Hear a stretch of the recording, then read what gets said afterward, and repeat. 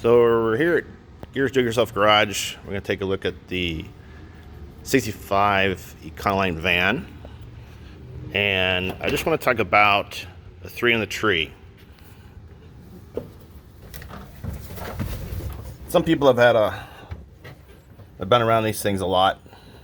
They're made from the 39 up into the 80s. And basically what that means is a column mounted manual transmission shifter instead of the floor mounted like nowadays they all are. So basically you have neutral, this one's first, second, third, back to neutral, and reverse.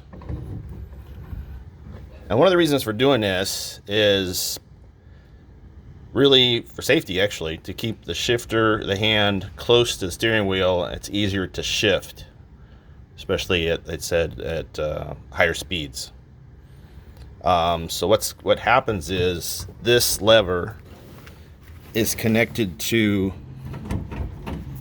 this top rod. It goes down to 2 different levers. So when you move one, top,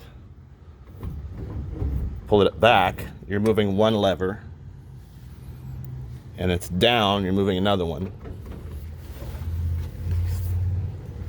Let's see if we can see them real quick. Which are these 2 right here. Okay, and these rods coming off here go back about halfway here, because the engine's here, transmission, they go about back here, and the 2 rods connect to the transmission, and you move one or the other for your 3 speeds. They did make a 4-speed version of this a little bit. It's out there, and there is an adjustment. So when you have this in neutral, there is a screw hole right here, or a hole. So you put a small shaft down through here, and it goes down through those 2 arms and holds them in place, which is neutral.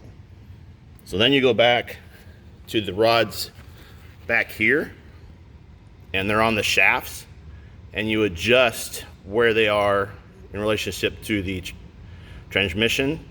If you loosen them up, you can move these rods on the rod that comes back, and you can feel it click in the gear and then click in the neutral, and click and click. You can keep it in the neutral. You tighten it down, because what can happen, and we had to do this van when we first got it, if those aren't aligned and you go to shift, they get stuck.